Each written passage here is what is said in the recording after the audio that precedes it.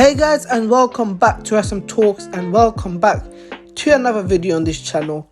Today we will be discussing the breaking news from Match Law about Chelsea's pursuit of Kai Havertz. Now, before I start this video, if you guys are new to this channel and want more Chelsea content, please subscribe to this channel. Help me reach 10,000 subscribers by end of this year. Also, follow me on Twitter. Let's start talking about Kai Havertz to Chelsea. Now, Matt Law reported that Chelsea are very keen on signing Kai Havertz. Especially Roman Abramovich believes that Kai Havertz is the perfect Chelsea player. Now, Chelsea wanted to replace Eden Hazard and also wanted to sign a new striker. So the initial plan of Chelsea was to sign both Moussa Dembele and Jadon Sancho for 170 million. That was the plan of Chelsea, to spend that money on a striker in Moussa Dembele and Jadon Sancho. However, we don't make stupid and silly decisions anymore. Chelsea got Petr Cech and Frank Lampard, who know the direction club is going. So instead of both of them, Lampard and Cech decided to go for Werner and Kai Havertz with those 170 million. According to Cech and Lampard, Jadon Sancho is a very similar player to Pulisic and Hudson-Odoi, whereas Werner and Kai Havertz offer something different into this Chelsea team. Same goes for Moussa Dembele, who is very similar striker to Tammy Abraham. Now think about it. If we sign Jadon Sancho, who would be competing for his position with Pulisic and Hudson-Odoi. However, by signing Kai Havertz using that money, Chelsea can play Pulisic, Hudson-Odoi and Havertz in the same team. Kai Havertz is a different type of player to both Pulisic and Hudson-Odoi. Sancho is very similar player to especially someone like Christian Pulisic, who is arguably Chelsea's best attacking player. As for Moussa Dembele, firstly, he's nowhere near as good as Timo Werner, and Werner is completely different striker to both Tammy Abraham and Moussa Dembele. So it makes sense from Chelsea's side to go for two different types of player in Havertz and Timo Werner, something that Chelsea doesn't have at the team right now, rather than going for Jadon Sancho and Moussa Dembele. Again, this is a very smart type of business from Chelsea, who I believe are going in the right direction, especially appointing Petr Cech. Lampard and Cech, two of the smartest men in football. I'm not surprised that Cech and Lampard are working this out and going for players that suits the system. Back in the days when Emenalo was in charge, Chelsea would just sign players left, right and centre without a vision or a plan.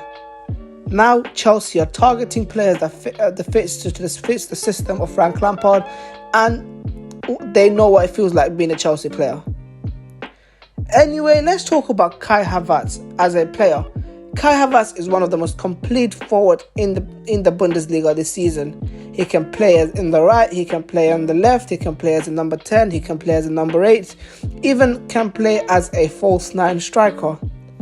Let's look at some of his stats for this season. He has 17 goals and 8 assists in all competition this season, 2 shots per game, 2 dribbles per game and 2 key passes per game. This sums up Kai Havertz. He's a consistent dribbler, takes 2 shots a game from the midfield position, which is a lot for a midfielder, and of course creatively he makes 2 key passes. So in my opinion, Kai Havertz is literally, he can do everything for an attacking player. He's tall, he's strong, he's good in the air, physical, and his composure front of goal is very unique for a player at his age. For me, Kai Havertz is one of the most unique and generational player of our generation.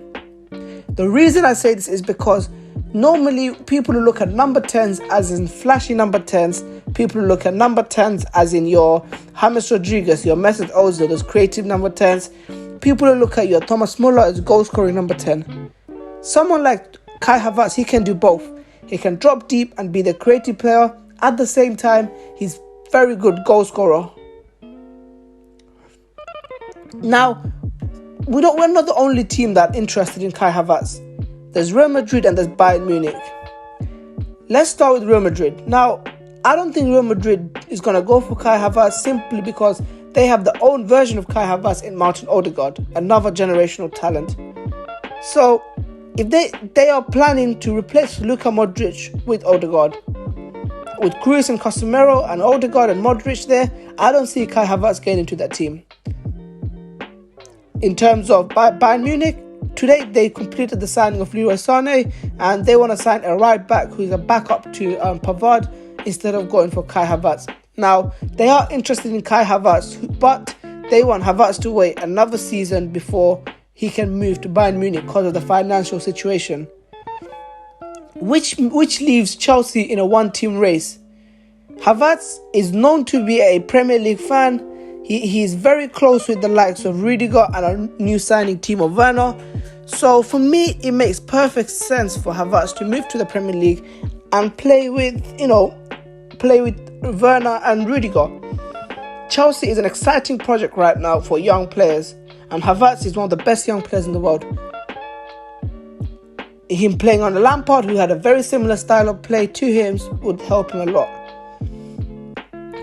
Anyway, let's talk about our front four next season. Now, boys and girls, just look at this. How scary does that look? Pulisic on the left, Werner up down the middle, Havertz behind him, Ziyech on the right, with Mason Mount and Callum Hudson-Odoi and Tammy Abraham as backup players. And that is what Lampard is trying to build. Now, backup players does not mean you're a bad player. Gabriel Jesus, Bernardo Silva, Lacazette, some of the best backup players in the Premier League. Jesus and Aguero is a perfect example. They push each other every single game. Werner coming in would push Abraham. Abraham performing would push Timo Werner. That front four behind Jorginho, Kante, Gilmour, Kovacic, any two of them sitting in behind those front four. If we get a good goalkeeper and a left back, this Chelsea team would be very, very serious next year. Now, personally, I'm very excited looking at this team because not just Havertz can play down the middle. Havertz and Ziyech are very versatile and they can swap around. Werner can play on the left. Mason Mount proved this season that he can play across the front four as well. So Lampard is trying to build a team that is very, very flexible all over the pitch. Anyway, thank you guys for listening. Hope you guys enjoyed this video. Tomorrow, hopefully, I will discuss about Declan Rice and the goalkeeping situation. I have a video coming about Ziyech and Werner playing together in the same team. The recent form of Pulisic, again, another video coming. I'll talk about Declan Rice and many more. So if you guys want to stay up to date, please leave a like, comment and subscribe to this channel. Hope you guys enjoyed this video and goodbye.